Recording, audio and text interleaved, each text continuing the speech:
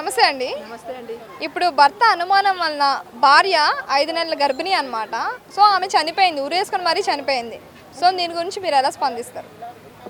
ఒకటండి, అన్నిట్లకన్నా ఒక పూట పెట్టకపోయినా పర్లేదు, కానీ అనుమానం అన్నది చాలా ఘోరంగా ఉంటుంది. ఆ అమ్మాయి ఏ తప్పు చేయనప్పుడు అనుమానిస్తే ఆమె తట్టుకోలేక సూసైడ్ చేసుకుంది. అది ఆ అమ్మాయి సూసైడ్ చేసుకోవడం తప్పు. ఎందుకంటే తన గురించి ఆలోచించకపోయినా తన కడుపులో ఉన్న బేబీ గురించి ఆలోచించాలి కదండి. ఆ బేబీకి ఏ పాపం తెలుసు? ఇప్పుడే ఇంకా కను కూడా తెరకుండానే కడుపులో ఉన్నప్పుడు కడుపులో చంపడం ఆమెకి ఎలా మనసొప్పింది? రియల్ చెప్పాలంటే భర్త కన్నా అతనికన్నా ఎక్కువ పాపం ఈమె చేసింది. ఎందుకంటే కడుపులో పిండం పడినప్పుడు ఆ ప్రేమ ఎంత విలువైందంటే అది చెప్పలేమండి. అది దేవదేవతల కన్నా కూడా ఎక్కువైంది ఆ ప్రేమ కడుపులో. నేను ఒక తల్లిగా చెప్తున్నా, నేను కూడా మా హస్బెండ్ని వదిలేసిన, బరాబర్ చెప్తాను నేను. కానీ నేను నా పిల్లలు బతికించుకోవడానికి వచ్చేసా. అలాగే ఆ పిల్లలు పుట్టాక బయటికి తీసుకొచ్చి బయట బతకలేదా? ఇంకా మగోడే ఉండాలా? కష్టపడి పెంచుకోలేదా? చాలామంది ఆడవాళ్ళు భర్త లేకపోయినా బతుకుతులే. నేను ఇంకో 14-15 సంవత్సరాల నుంచి నా 2 పిల్లల్ని వేసుకుని బతుకుతున్నా. అలాగే తను కూడా బతకాలి. బతకపోతే పిల్లల్ని కావాలంటే ఎవరో ఒకరు రెండో పెళ్లి చేసుకున్నా బతకొచ్చు. అంతే తప్పించి కరెక్ట్ కాదు. ఆమె ఎక్కువ తప్పు చేసింది ఆయనకన్నా. అంటే ఇప్పుడు చాలా మంది సెన్సిటివ్ ఉంటారు కదా, అలాంటి వాళ్ళు ఇలాంటివి తట్టుకోలేరు కదా. ఇప్పుడు మీరు వేరే వారితో తిరుగుతున్నావు, వేరే వాళ్ళతో ఉంటున్నావు, వేరే వాళ్ళకి మెసేజ్లు చేస్తావు, అట్లా అంటే అందరూ తట్టుకోలేరు కదా. సో అలాంటప్పుడు తప్పు భర్తదే అవుతుంది కదా. ఇప్పుడు ఈ అమ్మాయి చనిపోయిన మళ్ళీ అక్కడ ఏం నిరూపించగలిగిందామె?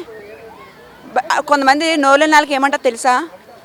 ఆమె ఎవరితోటే ఉంటుంది చూసి మొగుడు కొట్టాడంట, తిట్టాడంట, మొగుడు బయటకు గింటేసాడంట, చూసుకోలేక సూసైడ్ చేసుకుంది అంటారు. అవునా? దానికన్నా బతికి సీపించి వాడికి చెప్పుతో కొట్టినట్టుగా సమాధానం చెప్పి ఎక్కడ ఏముందని లాక్ వచ్చి అది కరెక్ట్గా బతికుంటే వాడికి బుద్ధి వచ్చింది. ఇప్పుడు నా మొగుడు కూడా బుద్ధి వస్తుంది. నా మొగుడే కదండి నేను తీసుకుందాం అనుకున్నా. మన రీసెంట్గా నాకు కాల్ చేసాడు మా ఆయన.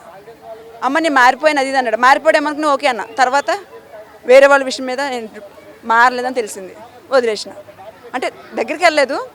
ఎందుకంటే ఒక విషయం చెప్తున్నాను, ఒక ఆడదానికి మొగుడు తర్వాత ఏదన్నా, మొగుడు తర్వాత పిల్లలు. ఎందుకంటే మొగుడు బయటకు వెళ్ళి బతికేస్తారు, కానీ పిల్లలు బయట వదిలేస్తే బతకలేరు. ఎందుకంటే తల్లి తండ్రి మాత్రమే లోకం, వాళ్ళకి వేరే లోకం ఉండదు. అలాంటి తల్లిదండ్రులనే కడుపులో ఉండగా పిల్లల్ని చంపేసుకుంటే ఇంకా తల్లిదండ్రులకి బిడ్డకి ఇంక ఇలువేముంది? కానీ ఆమె చేసింది చాలా తప్పు. ఆయన అనుమానించడం కన్నా ఈ అమ్మాయి చేసింది ఏంటి? ఈ అమ్మాయి కూడా ఒక నిండి ప్రాణం తీసేసింది కదా. ఇద్దరిదే తప్పు ఉంది. ఇద్దరిని ఈయన కూడా బతకనివ్వకూడదు. ఇంకొక అమ్మాయికి ఇలా జరగకూడదంటే ఇంటి మీద బట్టలు ఇప్పి చెప్పులు దాన్ని లేసి ఊరేగించింది నిలబెట్టి నరకాలి.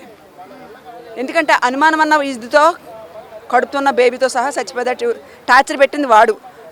ఈ టార్చర్ కూడా మామూలు టార్చర్ కదా. ఈ టార్చర్ చెప్పుతో గుడ్డంటే బతుకుంటే ఇంకా బాగుండు వాడికి. సో అబ్బాయిలు కానీ మగవాళ్ళు కానీ ఎందుకు ఇంత కిరాతకంగా తయారవుతున్నారంటే మీరు ఏం చెప్తారు? అమ్మాయిలు ఆడవాళ్ళు కూడా కారణం ఉన్నారు కొంచెం.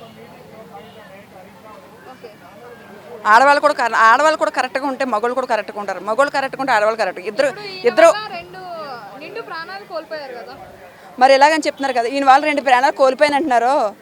ఇప్పుడు ఒక రీసెంట్గా ఒక అమ్మాయి ఒక అబ్బాయి చంపేసింది అంటారు కదా. మరి రీసెంట్గా మొన్న పూణేలో జరిగింది. మరి పైనుంచి తోసేసి చంపేసింది అన్నారు. మరి దానికి ఎవరు తప్పది?